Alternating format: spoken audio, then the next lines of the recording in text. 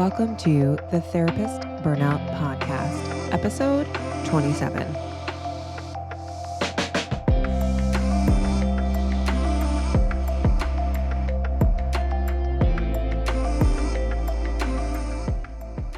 Hey, therapist, welcome to the program.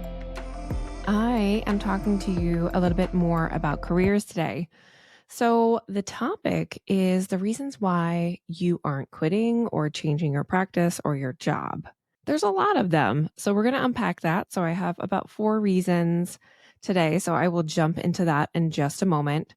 Before I do that, I just want to share a little bit about gratitude. I am just feeling very grateful for this community that's building. If you haven't found me on LinkedIn, I'm over there and I'm going to talk about a post that I posted. I think really highlights what's going on for therapists right now. But I'm just also reflecting on summer in Maine. So I live in the state of Maine in the US. I live on the coast and it's a beautiful place. And oftentimes I really don't appreciate it. Especially for someone who grew up in the South and I don't love cold. So 6 months out of the year, there are no leaves on the trees. I'm just enjoying all of what summer has to bring in Maine. So I live kind of north of the town of Portland. And my partner and I have been married for 15 years yesterday. And we took a beautiful cruise around Casco Bay. And that cruise has 3 lighthouses and it was a wine tasting. So I was definitely relaxed, enjoying the breeze. It's been warm here for Maine. We don't have central air. So I was just enjoying all the sensory things that were happening on that cruise, just feeling really alive, feeling human. I think it's important to tell you that, not because you're like, I'm burnt out and like I'm not feeling any of those things, because I wasn't feeling any of those things when I was in the midst of my burnout. And we forget, I think, when we are so stuck in the rut of what burnout brings, which can look like depression, it looks like anxiety, a lot of feelings of hopelessness and not knowing what to do, that it's hard to allow yourself to have those experiences of play, of being human, of awe, really. There's a lot of research, I think, in finding experiences of awe. And being on a sailboat on Casco Bay, that definitely did it for me yesterday. So I'm just so appreciative for the season we're in. So summer in Maine, which is beautiful. It's not especially hot in our climate, so it's wonderful.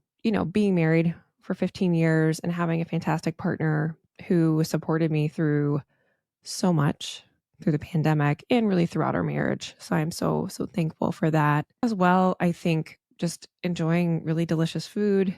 So on this little wine cruise, they put a little snack. It was a box. Yeah, like a box, one of those paper boxes where they put things in.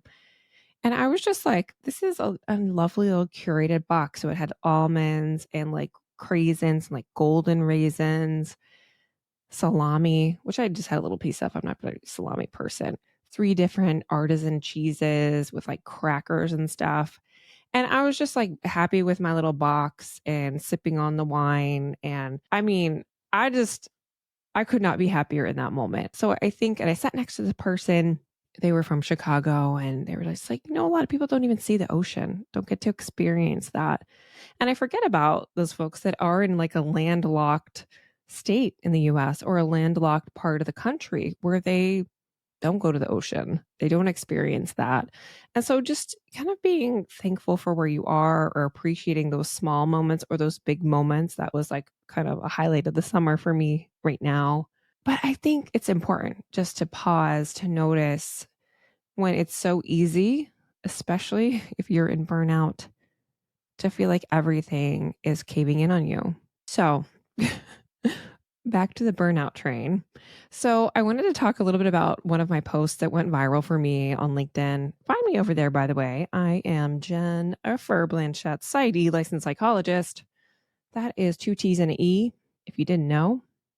My viral post from this week was titled, "Therapists Are Tired. We're dreaming of working at Target and sipping lattes all day." True story. That was that was me. I would be so happy just working in Target, like drinking a Starbucks. I could even just mop the floor. Like I don't even care.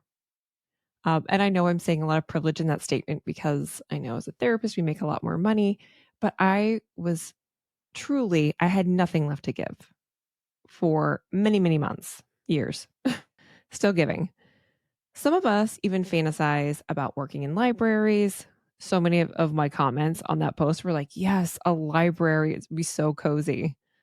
But mostly we want to go home at night and not worry about our clients. We want a job that ends at 5 p.m., that doesn't zap all of our energy. And some of your comments to that post I really enjoyed. So one person said, I fantasized about being a dog walker and now pet sitting because I'm doing it currently. So last episode, I talked about therapist career. So check out episode 26 if you haven't listened to that one yet.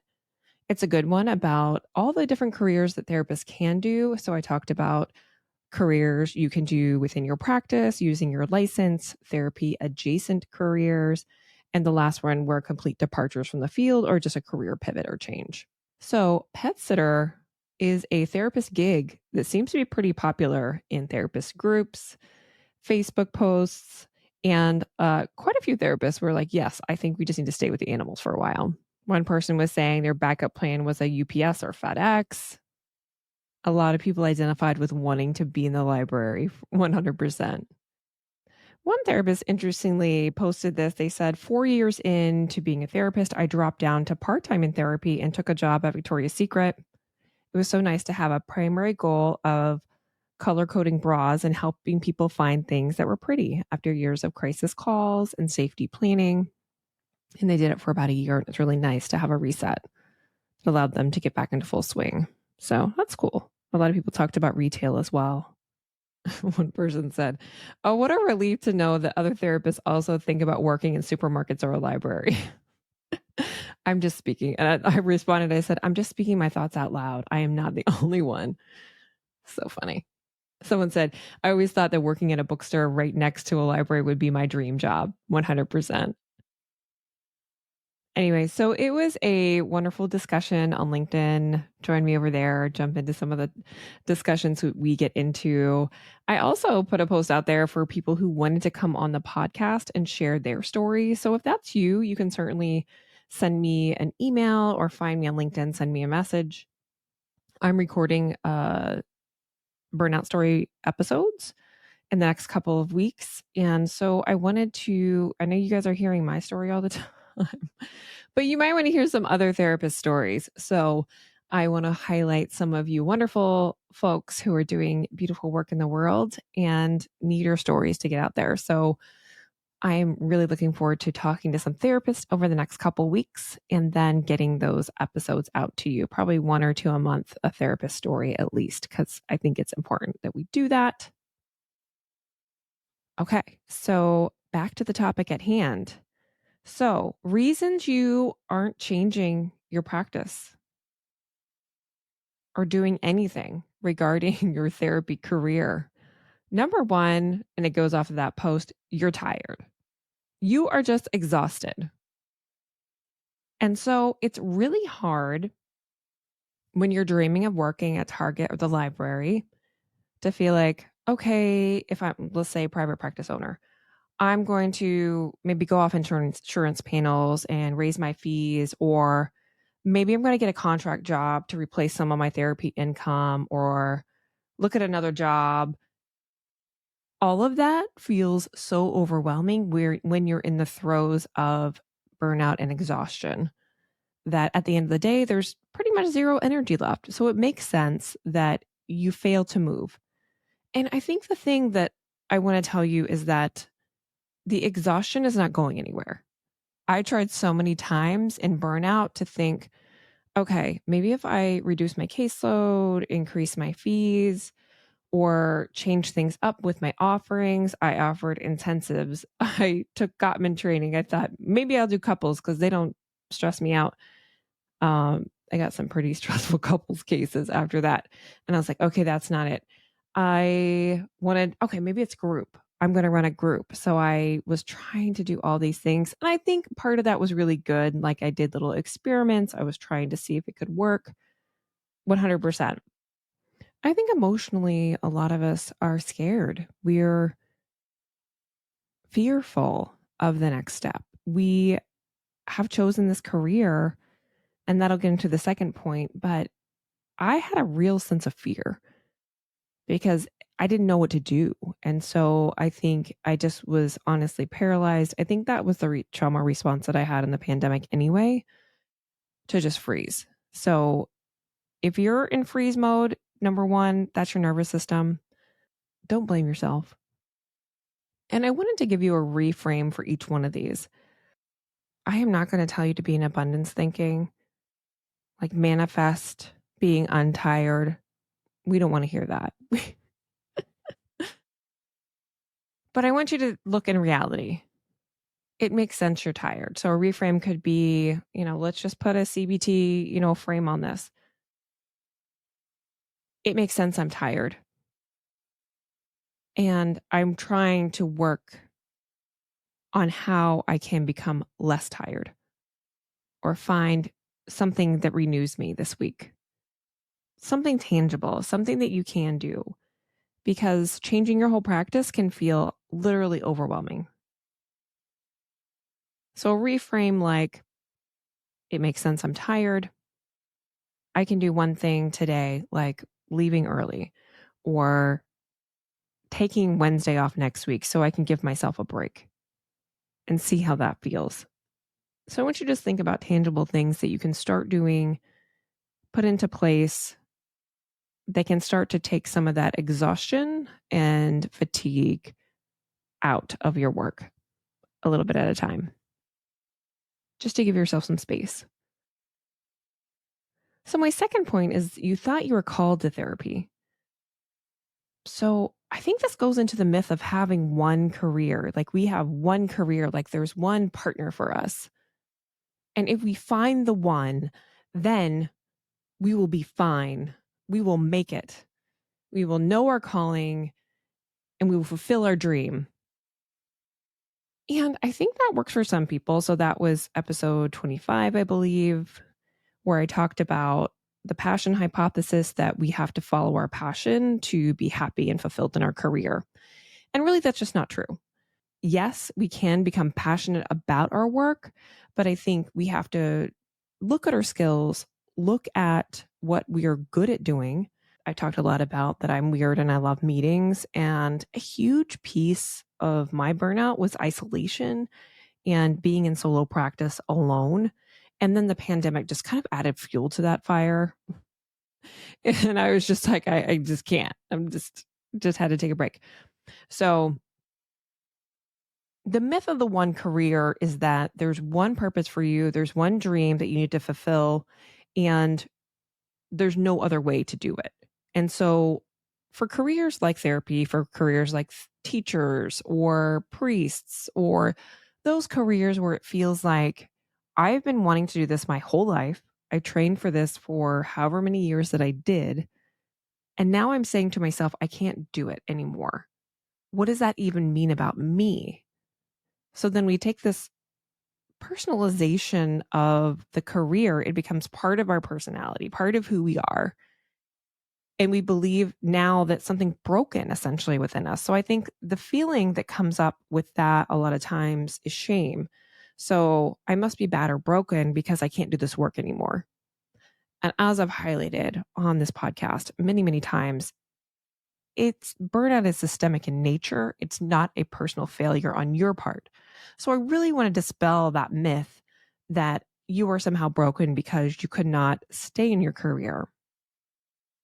Another wonderful thought that I don't know where it came from, but perhaps you had this dream of being a therapist and you fulfilled that dream. You achieved that dream. And now you're on to a different dream, a different mission, a different career. Maybe that career could be something that's kind of like, I can just do that and then focus on fun stuff in my life, get a job that makes money, and then move on. So there's a lot of ways I think we can reframe this. But I think it's from that idea that we have to follow our passion. We have to follow this quote unquote mission career or dream career, and that is the only one path to work. And also, it's just not based in research. So most people do not stay in one job or one career anymore. We tend to move around more. Okay, so how do we reframe this thought of being called to therapy? I just want you to think about giving yourself a reframe. So if we reframe that thought of I have to continue to use my license, or I have to continue to use this career because I've invested so much. We can always go back to my episodes on sunk cost fallacy that makes us believe that we have to continue to pursue something because we've invested too much already. And I think when we look at that and develop some different beliefs about our careers, that there are many clinicians that can no longer stay in the field of mental health due to burnout and due to systemic reasons for needing to leave the field. Also, personal reasons can be I can change my mind. I used to love being a therapist and it no longer works for me. Or I used to have a private practice and I'm finding that I like different work better. So there's so many ways that you can start to get some of these ideas that can help you with creating some motivation for change. I know it's hard to think of these things because we've been programmed to kind of stick with things as therapists. Like we don't give up on our clients. We are caretakers. Why would we ever think about leaving? Which kind of helps me with my next point. You hate the thought of letting your clients down. That was huge for me. I started a private practice, really, honestly, truly wanted to be there for my clients as much as possible to my detriment in many ways. And I had this conversation with my partner yesterday about why he never burns out and I burn out, why he works at a natural pace and feels like he doesn't have to always have frantic energy or do so many things. He just naturally does not fall into that pattern in his life. And I think one thing he talked about was having like some variety. And in private practice, we often don't have a lot of variety in our work. So intentionally thinking of that, like thinking about adding like different things into what you're doing or completely a different job or other things. I think some jobs can naturally give us this, and in the field, like for him, he does supervision. He doesn't do any therapy. He does testing, but he has a lot of like supervisory roles in what he does. And so I think that can really help. But I think this thought of letting your clients down, maybe more so for women who tend to be caretakers, tend to kind of take on that identity more so holding our clients up, can be more challenging to kind of break away from. But it really isn't our job to be codependent with our clients. I know we'd never say this out loud, but when I look at it after being away from it for a year and a half, I think in some ways I was. And it's like you can't see when you're in it. And so sometimes you need to really look at those relationships and say to yourself, does this client really, are they benefiting from the service anymore? Am I doing something that might be preventing them from getting better, perhaps? Or is the work for me detrimental to myself? And so that's when we need to think about those referrals ethically. We need to start thinking through that. I'm going to do a whole kind of episode on ethical termination and when we need to kind of think through clinically when it's time to make a break. So I will have a whole episode that's coming out on that. But I think the thought of like our clients, sometimes we view them as eggs, like I'm thinking middle school time when you had like you had to build something to protect your egg. Like they would drop an egg and you had to build like this little thing to make sure your egg didn't break. And sometimes we treat our clients that way, that we have to protect them from harm, protect them from falling. And that is not our job. Our job is really to facilitate their own process of healing, to help them figure out life, not to protect them from it. So I'd really have you think through, is the thought of letting my client down or putting boundaries in place that I need to put in place for my practice or for my job, or perhaps with my supervisor or my manager, am I worried about letting them down that I do things that are burning me out or that are causing me detriment? And then my last one is kind of like, you have no clue what you like anymore. You have been in this career for so long, and I think you've kind of gotten in a rut of not knowing what you want to do. So really thinking through like what things in your career have brought you joy in the past. So if nothing in your practice or working as a therapist is bringing you any type of joy at work, go back in time and look at, what are the jobs that I really felt like were a great fit for me? What experiences have I had that were really great fit? So when I did some of this work, I thought about those jobs that I had that were really a great fit for me. And one of those was a training job that I did. So I love to do training. I love to do presentations. That is something I'm doing this podcast. Obviously, it's something that I like to do to talk to other people about ways they can improve their life or just to educate on a particular topic. When I've been in those roles, I have really excelled. When I've collaborated with other people, I've really excelled. So I'd like you to think through what are those experiences that you've had that have really been helpful? And that's what I do with my clients when I work with them. What are some experiences that you really felt like yourself? And it really played upon the innate skills and abilities that you have. So really think through that. Think through, what can I do? What do I like to do? I always remember I used to teach CPR in one of my jobs. So as a foster parent trainer many, many years ago, we taught CPR and we provided, different education on topics. And when we taught CPR, my colleague, she would always be like, I'll do anything but talk in front of people. So I was always the one doing the training piece. And she would be around like cleaning the dummies and doing the paperwork and whatever else that she could do to not present. And I'm like, that's fine. Like you excel actually at doing that paperwork and organizing and doing the back end of things. And so we need all of that in different roles and work. And so if maybe you enjoy like being behind the scenes, it could be doing something like that. So I digressed, but I want you to think about if you have no clue what you want to do anymore, think through that. Another thought I talk with people about is the fear of being burnt out again. So, what if I jump into, let's say, a different clinical career and I just become burnt out again and then I hate it and I burn out of it and then it's just like I'm doing this whole cycle over again. And I think that's when fear is motivating us to like jump a career or to add something in that we're not ready for. And so I think really the antidote for that is really taking time to heal your burnout. And just like in trauma recovery, we know that that takes time.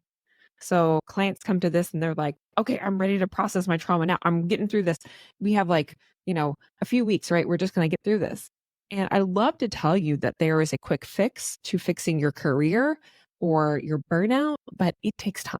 It just takes time. Healing takes time.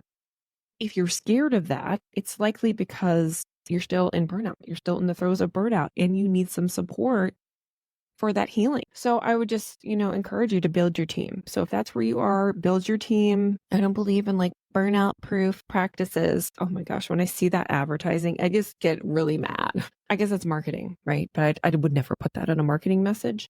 But just managing your burnout, it's just like having anxiety or depression. Some people are more prone to it. I think I'm very much prone to burnout. I can still burn out. I might burn out of this pod. I might burn out of my burnout pod. I am trying to like put the guardrails in there for myself 100%. But wouldn't that be so meta of me talking about I'm burning out of my burnout podcast? Believe me, I am trying 100% not to do that. I know you're laughing in the car or laughing and with your earbuds in right now because if you burn out of stuff, you know exactly what I'm talking about. So being afraid of burnout is just like anything. It's like being afraid of being depressed again. I've had that. I've struggled with depression. I've struggled with anxiety, with panic attacks. So I'm scared of a panic attack happening again, even though I've been through years of treatment for it. Even though it's like I'll get that pre-panic sensation and I'll be like, I'm going to freak out and just be in full panic. Yeah, that's a real fear. I mean, our clients have it. We have it. I think most people have that fear that's really completely normal. And your brain wants to go there because its job is to keep you safe. And so when you're about to plunge it into some job where you have no idea what it's going to be like, your brain is giving you all this stuff like, don't do that. That's dangerous. We're going to get burnout. We're going to hate it. It's going to give you all that stuff. And so that's just what our brains do. We have to know that. And I think it just comes with like more time of being able to see that you can do a career without burning out, with your body knowing like I'm not going to push you to the brink of a panic attack or having a mental health crisis or depleting your body's resources. So part of my burnout was certainly like my body breaking down on me. with the panic attacks, with getting sick a lot, things of that nature. And I know I'm not alone. I know people have struggled with medical issues related to burnout. And so your body remembers. Your body remembers all of that. As an EMDR therapist, I know all of this. However, it's hard for the healer to heal yourself. So I think we have to we have to get support in that.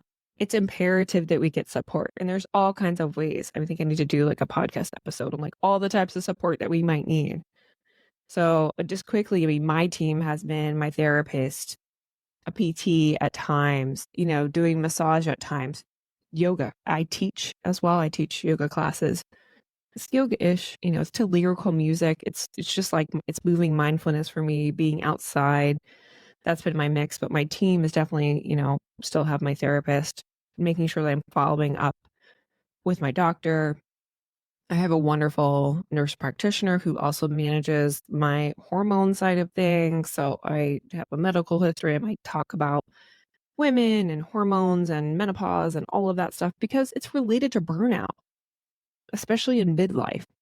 We're going to go there 100%. So I'd like to have someone who is likely a doctor and an expert on just that phase of life for women, because I know a lot of the people that listen to this podcast are in midlife and are women. And so even if you are not in midlife and not a female identifying or a woman, you need to know about that because you might have someone you're working with that is struggling with that. I won't go into all the crazy making that we tell women about their bodies and about midlife. Just that is a whole episode. All right. I think the reframe for that would be it is normal to be scared about burnout again. You cannot predict it, but you can build a team. You can start to take some action on things that you can do to put guardrails up. Like I can build my guardrails is maybe something that you can say to yourself when your brain wants to go there, which is normal. So I think, allowing it to go there and then just trying to ground yourself is really important. Okay, did I give you reframes for everything? Sometimes I get talking and I have a plan and then I just start going off the cuff. Yeah. Yeah, I mean, I think the reframe, I don't think I did the reframe for letting your clients down. I think it's really normal. It's normal. Like we don't want to let our clients down. We don't want to have anybody be angry with us. Again, we're programmed to want to have people be happy with us. It's kind of that fawning response, the trauma response. We're thinking about fawnings. We want people to, especially people who can dysregulate, right? And be really kind of scary in our nervous system, which can be some of our clients. Some of our clients make our bodies react in ways that we don't like. And we are told in our training to not notice that, to not do anything about that. So if we're trained not to notice that and not how to utilize that in our own healing, then of course we're going to want to avoid it. So I would just continue to be curious about this and tell yourself that it makes sense. I don't want to let them down. At the same time, it's hurting me and I need to address it, or I need to learn to address it. I need to learn to get support around that, or I can get support. So many things that we can kind of use a balanced thought there. So to recap, the reason you aren't quitting or changing anything yet is number one, you're tired. You want to work at Starbucks or at a library instead of making any changes right now. Normal. 100% normal. Two, the thought you were called to therapy. This was your mission. This was something that you were supposed to do. 100% makes sense. So it's like, I had this thought, actually, I didn't talk about that in this section, but like, I didn't trust myself. Like, how could I be so wrong is one thing I told myself. How could I have gotten it so wrong? I think for that, the recipe is self-compassion, to see yourself, to know that I couldn't have seen this. There's no way I could have seen this happening and unfolding the way it did. I couldn't predict a global pandemic, a cultural dumpster fire, people sicker than they've ever been, and a mental health crisis. I couldn't have predicted any of that. And so maybe I should be a little easier on myself. Maybe I shouldn't be a complete asshole to myself. Think about that. That's getting me emotional, y'all. All right. Number 3. I think I went out of order, but that's okay. You hate the thought of letting your clients down. Normal. Again, normal. All these are normal. They're normal thoughts and feelings. We just don't say them out loud. And so I think that's a little body work that you have to do reframing can be helpful, but also like noticing what's coming up for me in my body around this client. Why am I so scared to tell them that I'm going off an insurance panel, or I'm quitting soon, or I need to change my hours, or they need to pay a no-show fee, or all of those things. What's happening for me right now when I think of that person? And getting support, getting case consultation. I think that's why I encourage people. I know like sometimes I think some of these like consultation things are like a pyramid scheme with EMDR. But the consultation piece is really helpful. And I feel fine about paying a therapist for consultation because number one, I'm supporting that therapist and helping them reduce their burnout by doing this consultation and talking about their work and talking about therapy, which is wonderful. So I'd have you think through getting, paying for consultation, paying for supervision if you're able to, or if it's in your place of employment to try to do some peer supervision, talk to other people about your work. And four, you have no clue about what you like anymore, either like life-wise or job-wise. I struggle with both of those in the pandemic because I feel like everything that really helped ground me, I was untethered to. So the exercise, my tennis, the things that helped me stay who I was weren't there anymore. And then job-wise, I think not having any clue about what else I could do, whether that be different things to do in my practice or a whole different job. So I would add, I think, to the end of this, why should you change now? Why should you start to take some action now? I think because it can only get worse, because I know this, I've lived this, that it can lead you down a road where you're struggling with your own mental health issues, with your own health issues, more difficult relationships in your own life. And so getting help sooner than later, acting sooner than later, and listening to your body's screaming at you, likely. I could always tell how my day went by how my cuticles went, how my cuticles looked at the end of the day.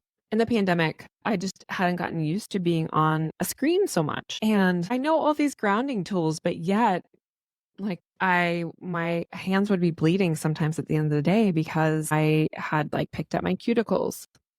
And I started to use like putty and things like that and some grounding tools. But I think I just was so tense in my body from just the collective trauma that was happening in the pandemic and not realizing what I needed to do to help myself through that.